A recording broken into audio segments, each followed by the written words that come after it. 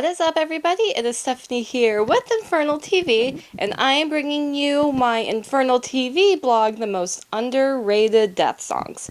So we are currently in the middle of the coronavirus pandemic, so I'm going to make sure everybody is okay, that you're all safe, you're all healthy, you are all isolating, quarantining, whatever you want to call it, you're all doing that just so we can kick this virus in the ass and we can start going to shows and getting our normal life back together. And also don't forget to support bands still during this time. Buy merch, buy CDs, do whatever you can. I've done my part, so everybody should do their part. But now going into this video. So, if you didn't know this already, I'm a huge Death fan. Death is my favorite band of all time. As you can see, I'm wearing a symbolic shirt. I don't know if you can see it on camera. And I even have a death tattoo. Boom, right there. So I am very much a huge Death fan. And one thing I've noticed that whenever, whether anybody talks about the band, or even if bands cover Death or whatever, it's like everybody always talks about the same songs. Lack of Comprehension, The Philosopher, Crystal Mountain, like some of their more famous songs. But, I mean, Death has a huge discography, and they have so many amazing songs, and even whole albums that are completely underrated, so I wanted to make a video and talk about some of the songs I personally love from Death that I think are extremely underrated. I'm going to go album by album because there are so many songs, like I said, that I think are very underrated, and it's just easier if I focus on each individual album. So first I'm going to start with Scream Bloody Gore. I feel like this album as a whole is up for debate because, of course, there are those who believe that Scream Bloody Gore is the first death metal album. But then, of course, people also want to credit Possessed, Seven Churches, Necrophagia, Season of the Dead. There are a lot of other bands that really paved the way for death metal. I feel like Death more perfected the sound with Scream Bloody Gore. I think that to credit the death metal sound, you can take influence from every single band that I already mentioned, and every single album that I already mentioned. So I feel like because, the Scream Bloody Gore album is just so debatable, and also the legacy of death metal, whatever, that people don't really talk about the individual songs on the album. Like, the album's fucking phenomenal. And, it's fast, it's aggressive, but, even though that's not one of their technical albums, but, I really feel like Death exhibited more technicality than some of the other bands in that style, in that genre.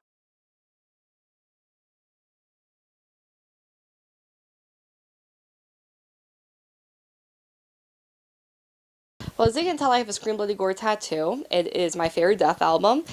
And my favorite song on the album is Infernal Death, the very first song.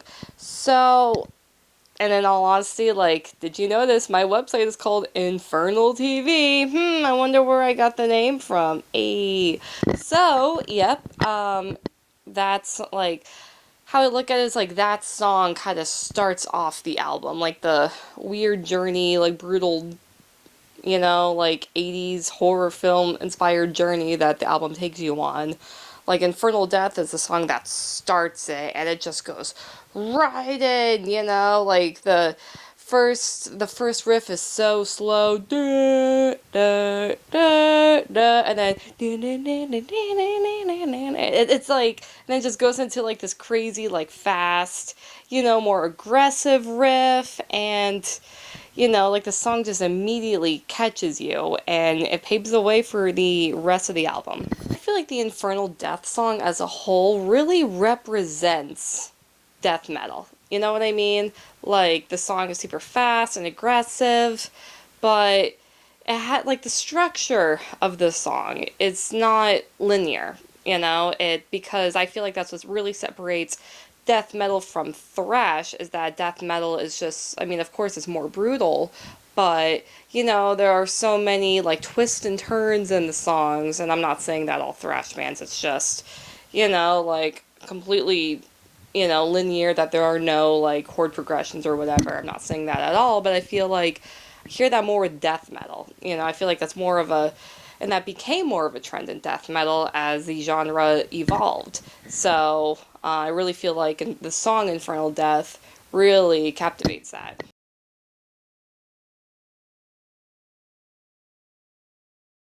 Then the next song is Baptized in Blood. This is another song that is one of my absolute favorites on the album. I never hear anybody talk about it, which blows my mind, because what really stands out about this song is it's so catchy.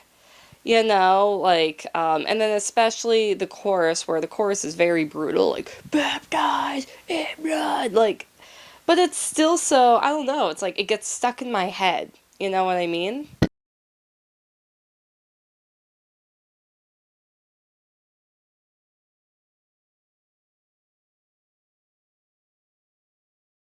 And I remember when I first heard Scream Bloody Gore, the song Beyond the Unholy Grave was also one of the ones that really inspired me. And I think the reason why is because the song is so much different from the other songs on the album. I mean, structurally, it is completely different. One of the more catchier songs on the album. I don't feel like it's one of the more brutal songs, but you know, it definitely is one of the first that I really took a liking to. Now let's go into Leprosy. So, now I feel like with every Death fan, I feel like most fell in love with like symbolic, you know, even maybe Individual Thought Patterns, Human, like some of those albums. Whereas the first album I heard from Death was Human, but then I went backwards. So first was Human, and then I really fell in love with Scream Bloody Gore, but then I also fell in love with Leprosy. So I was the Death fan that fell in love with the earlier albums at first, and so pretty much if I wasn't listening to Scream Bloody Gore, I was listening to Leprosy. I've listened to both albums back to front to back, to I don't know how many times.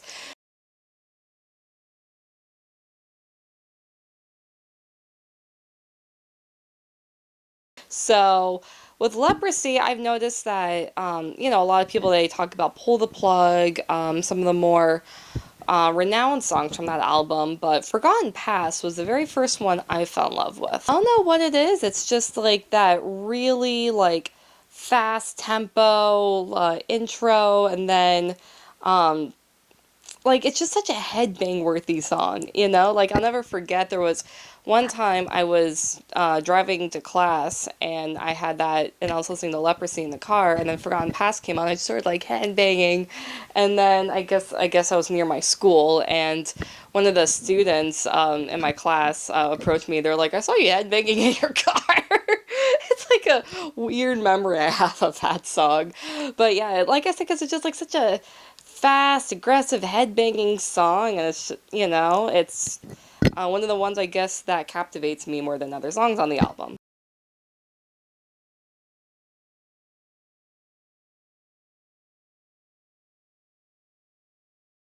And I feel like Choke on It is another song that really stands out to me on that album.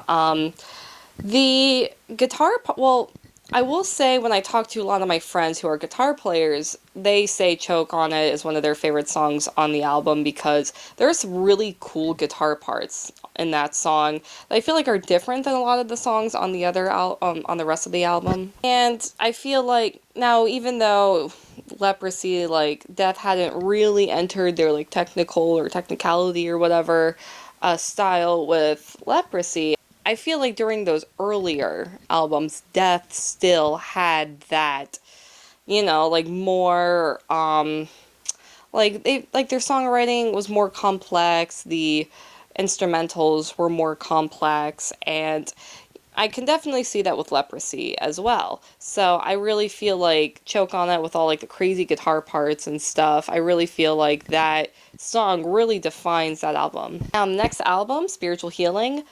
This, to me, this album in general is underrated.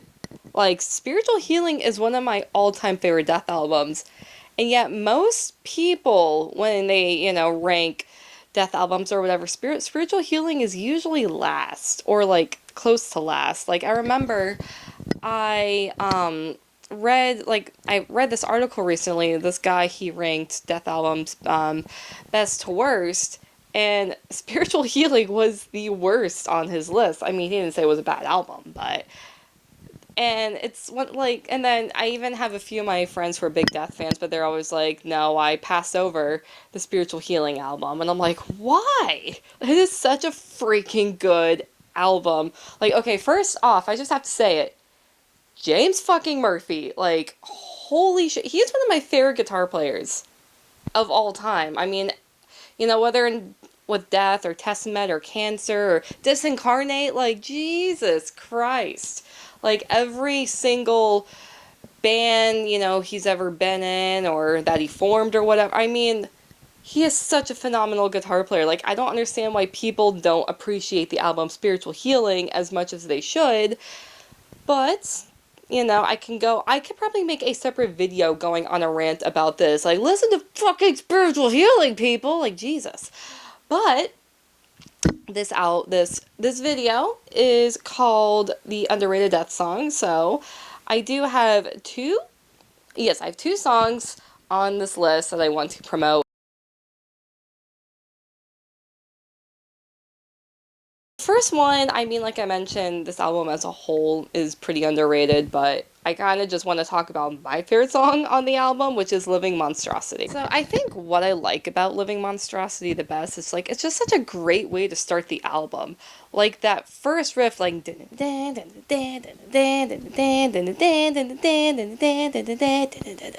like, because it's definitely a lot, like, it follows the heavier, aggressive style that Death had before, but you can immediately tell the technicality just went up tenfold from the start of this album. And, and then also the lyrics of Living Monstrosity, I mean, because Death was starting, Chuck was starting to get into some of the more philosophical lyricism with this album, not necessarily focusing on gory horror movies or whatever. But the lyrics in particular, I don't want to say they're violent, but they're very graphic, they're very powerful. And I really feel like that paves the way for the ideas in the rest of the album.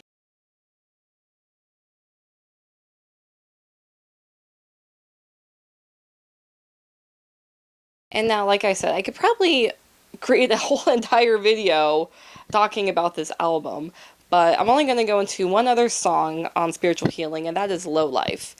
And that's even a song that I didn't really appreciate at first because it is one of the more different songs on the album. But it's also one of the songs that, I started appreciating because it is so catchy. Like, the chorus gets stuck in my head, the riffs. It's one of those songs, it's not, like, overly riffy. It's not overly shreddy, but I think songs like Low Life prove that in Death's discography, they don't have to be, like, over the top shred fest with bass and blah, blah, blah, drums. Like, it could just be, like, a good, catchy song. Now, going into Human, I feel like out of all Death's discography, Human is probably, I'll say, the most famous album. Like, that was the album that got me into Death, as I mentioned before. So, in all honesty, I feel like from front to back, that album is worshipped. Like, every single song on that album is worshipped. So, it was difficult for me to find one song that I feel like is underrated.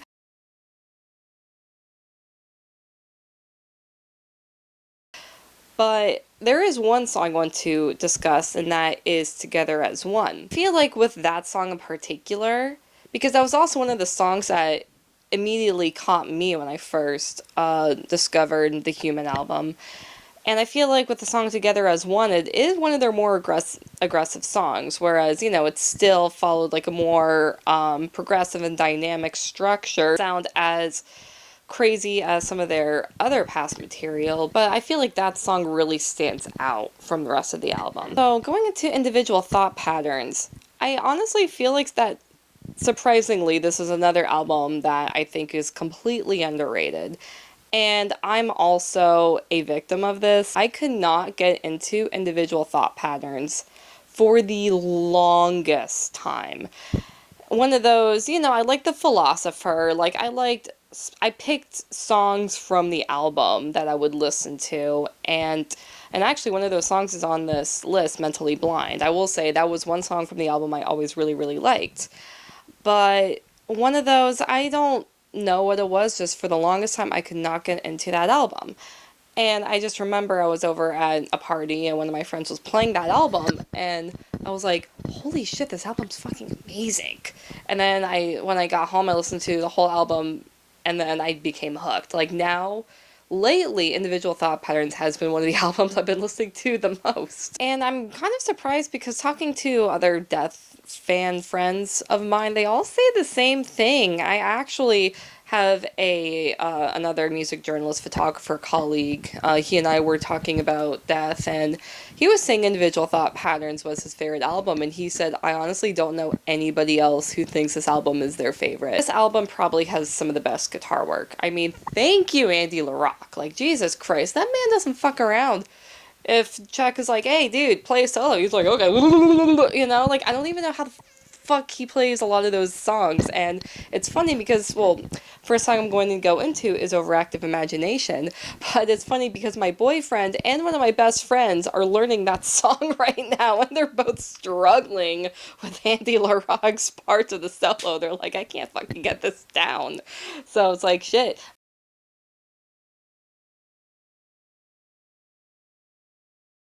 But anyway, so yes, Overactive Imagination is the first song I'm going to go over. More because it's my favorite song on the album, and it's kind of the same thing, when I discuss Living Monstrosity with spiritual healing.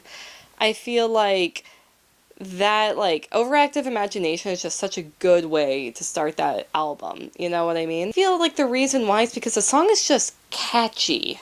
Like one of those, I mean, it's very progressive, and of course, it's, the technicality is ridiculous, but just somehow they're able to write that song with so much catchiness. Like that song gets stuck in my head all the time, and especially Overactive Imagination. Like even look like thinking about those vocal lines, it's like, well, shit, like those vocals and everything, super duper catchy. But yes, that solo is I mean, like I mentioned, the guitar work on that whole album, it's hard to say which solo is best on Individual Thought Patterns because literally every single song has amazing guitar work. But I especially love the solo on Overactive Imagination. The solo is just all over the place, and like every single part of the solo is completely different, and it catches you off guard. You're like, oh, well, what direction is this song going into now? So I think that's why I love that song so much. I really appreciate it. The next song I'm going to go over is actually in Human Form, the second song on the album, because I feel like with the intensity and the catchiness of Overactive Imagination, I mean, in Human Form is a little slow, like, the beginning kind of starts off a little weak, I feel like that song also took me a very long time to get into, but it's definitely not a filler song, because I feel like after you get, you, like, maybe a 30 seconds to a minute into the song, it gets you, and you're like, oh, okay, I get why the song's fucking great. Well, I feel like In Human Form is not really appreciated as much, because it's sandwiched in between Overactive Imagination, which I totally went on a rant about, and then Jealousy, which I feel like is another super powerful song. That was also one of the songs that, when I mentioned before, I would kind of nitpick with Individual Thought Patterns. Jealousy was another one that I listened to a lot. Because it's just an overall very powerful song. Human Form, I think, at first especially, sounds like a filler track, but if you isolate that song, you listen to it on its own, then you really get an appreciation for it.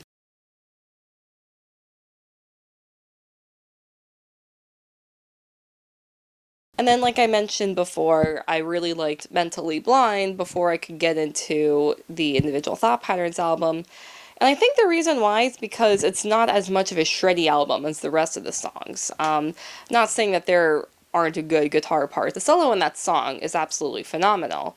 But compared to, like, Nothing is Everything and the Individual Thought Patterns title track and the Philosopher, some songs that have such incredible riffs that they really represent the entire album. I don't feel like Mentally Blind is a song like that. It's a very bassy song.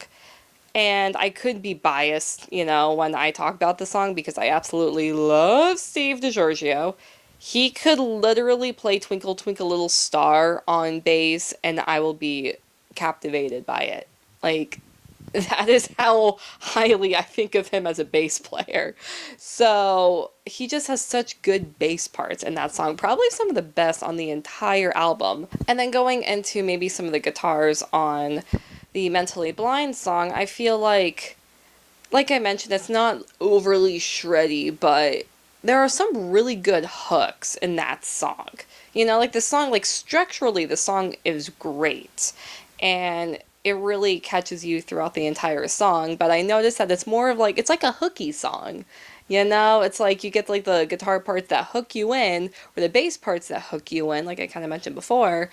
And, but it's not like shred-tacular shred fest.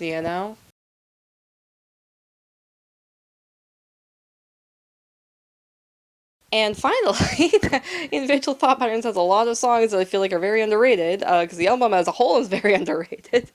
But the next song, or the last song I want to go over for that album is Destiny. That song also didn't really stand out to me right away, and I'll admit that, because it kind of slows down. Um, you have that one it's a very beautiful, like, melancholic guitar part, and then it goes into like this super duper heavy riff, but it's like the song kind of goes up and down, you know?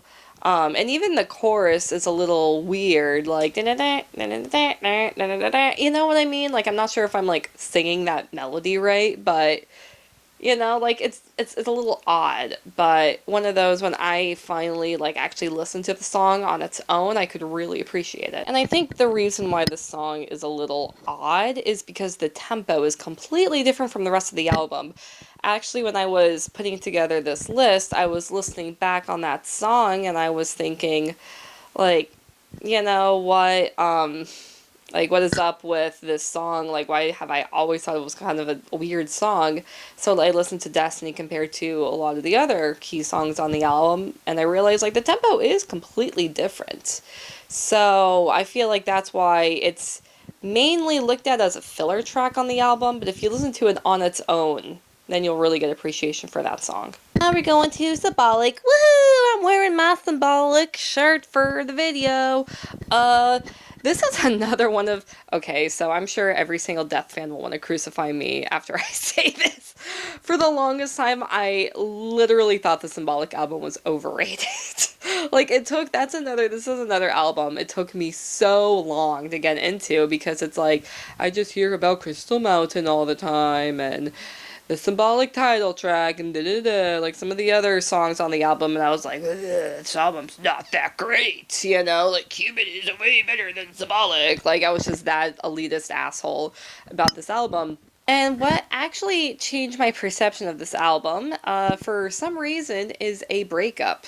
I went through a bad breakup in 2018, and, I was all heartbroken and boo-hoo, wah-wah, depressed, and for some reason, the Symbolic album was there for me. Like, I don't know, like, I really gravitated toward that album for some reason. And I really gained a new appreciation for the album. And now it's one of my favorite albums, because, like, when I was going through that breakup and when I was listening to the album, and it told me everything is going to be okay, and that I just listened to this album like crazy every single day, constantly, non-stop. And sometimes I'd have songs on repeat. Like I mentioned, there are songs like Crystal Mountain, like songs on that album that are pretty overrated. But I picked up some gems from this album that I still listen to all the time.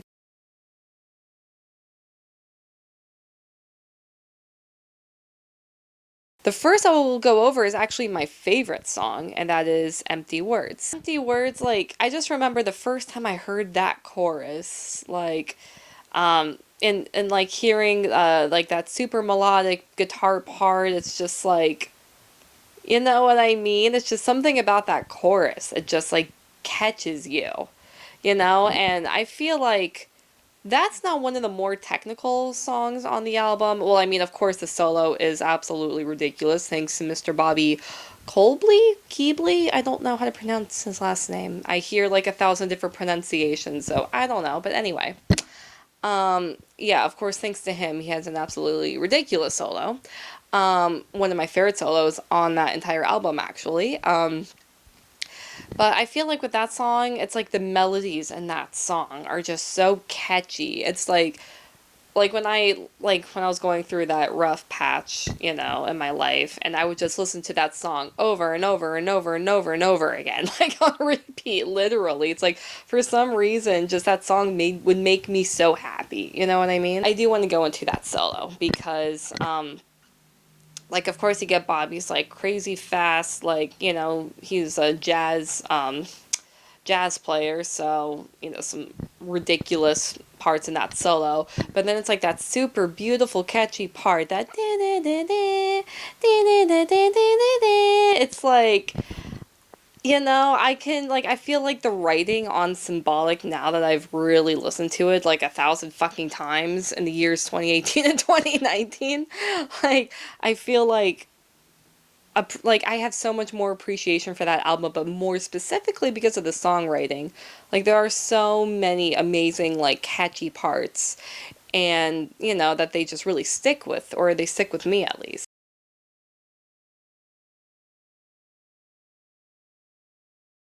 Even before I got into Symbolic, I did like the song 1000 Eyes. And for the first, I will say, if Empty Words does not have the best solo on that album, it's 1000 Eyes. I think the solos in 1000 Eyes and Empty Words are also very similar. Like, they have that, you know, like that crazy. I'm probably not even like doing that any justice, my interpretation of what the fuck those, you know, playing all those notes at one time. But yeah, it's like, of course, you got that crazy parts, but you also, you know, it's just like that, like the very like catchy melodies, and then like kind of weaving in those ridiculous parts. Like, you know, that was a big trend in that album, which probably had everything to do with Bobby, because he is an absolutely phenomenal player. Well, I think the other thing about Symbolic that really stands out to me is Chuck got some serious lyrical game going on with that album. Like, the lyrics are some of my favorite parts of Symbolic, and of course I love Empty Words lyrics, but something about 1000 Eyes, because it's just such a, you know, like a very unique perspective, and, you know, a lot of really good analogies. Like, I'm a writer, so looking into the lyrics of that song, you know, really makes you appreciate Chuck as, you know, not even a composer, but a writer as well.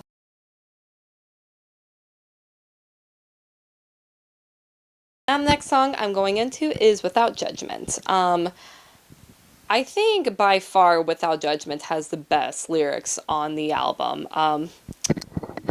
Like, especially, and it's one of those songs like you that usually don't hear like philosophical, like very good messages in death metal songs. But Without Judgment, you know, I think everybody should, if you're not gonna listen to the song, everybody should at least read the lyrics of that song. Like, I especially love the one part, without judgment, what would we do? We would be forced to look at ourselves, you know, like, I love that part.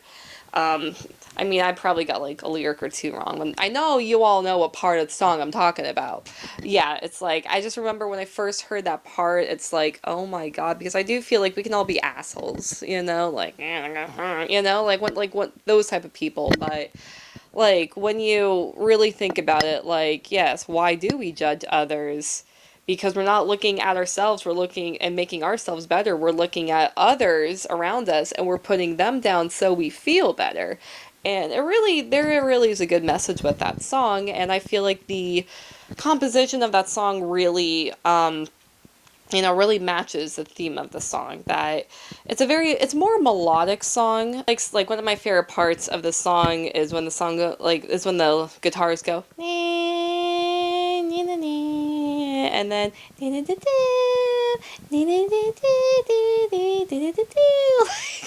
like I'm an idiot singing this, but I love that part of the song because like it's beautiful.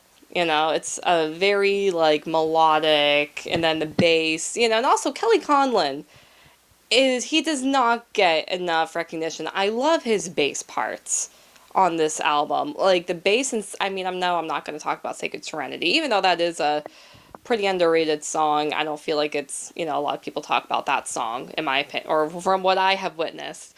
But, like, that bass part in Sacred Serenity is freaking amazing. But yeah, his bass lines in Without Judgment are also freaking phenomenal. Like, in that, like, like that part, like, the bass, boop, boop, boop, boop, I don't know. I love it. It hooks me in every single time. The last song I will go into for the Symbolic album is Misanthrope. I feel like this is by far the catchiest song on the album. Like, like that, like those guitars like immediately draw you in. And going into, like I guess mentioning Kelly Conlon again, that like some of the bass, like the bass lines in that song, they're so catchy. And like overall, Misanthrope, I think like structurally, that song is very unique. So when I was going through that phase where I listened to Symbolic like nonstop for a whole year, that was another one that I listened to. It was like that one and Without Judgment. I would listen to those songs on repeat because like I don't know. It's like they just kept the momentum going for the album, Let's go into the Sound of Perseverance. Unfortunately, we are at the end of this discography. But I love this album. It's actually one I haven't listened to lately. I used to listen to Sound of Perseverance constantly. But there are still, like, now I feel like when I listen to Sounds of Perseverance, I just, like, pick out little songs, Like, this song I'll listen to, this song I'll listen to. But, of course, Flesh and the Power We Hold is, oh my god, that song's amazing. Which, like, the song is great, but I feel like there are better songs on that album. The first one is Bite the Pain. I actually was talking about Bite the Pain with another one of my friends, who, now this particular friend thinks Sound of Perseverance is Death's best album, and he said Bite the Pain is his favorite Death song of all time, and I was like, yo, nobody else appreciates that song. Like, Bite the Pain is such an incredible song. And it by far has the best solo on the album, hands down.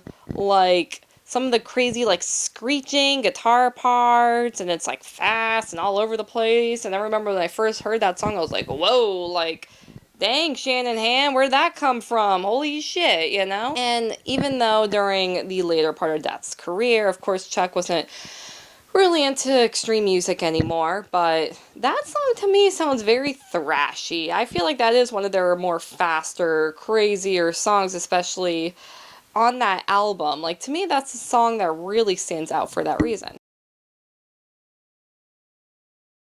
And the very last song I'm going to go over in this video is the song Moment of Clarity. Now, this song is my favorite on the entire album. Like, yet this is one I don't hear people talking about. I'm like, why? The song is fucking amazing. Because it's so, like, there's some great melodies in it. It's a super catchy song. And to this day, like, I will just play Moment of Clarity. Like, not even bothering with the rest of the album. I'm just, like, that's the only song I want to listen to. And I know I keep saying the solo, the solo, the solo, the solo with, like, every single song that I'm going over, but I think another one of my favorite parts about Death is, like, the build-up to the solo. You know what I mean? And I feel like Moment of Clarity has a great build-up to the solo. Like, the like, you know what I'm talking about? It's like, oh, he's coming. It's like you're on a roller coaster. Like, it's like, it's coming, solo's coming, solo's coming. Like you get all excited, And going into, like, kind of how a lot of the solos worked on the Symbolic album, you know, of course, like, they had, like, the super catchy melodies mixed with the, you know, like, all the crazy notes. And I feel like with A Moment of Clarity, like, that is the song that has a solo like that on Sound of Perseverance album. The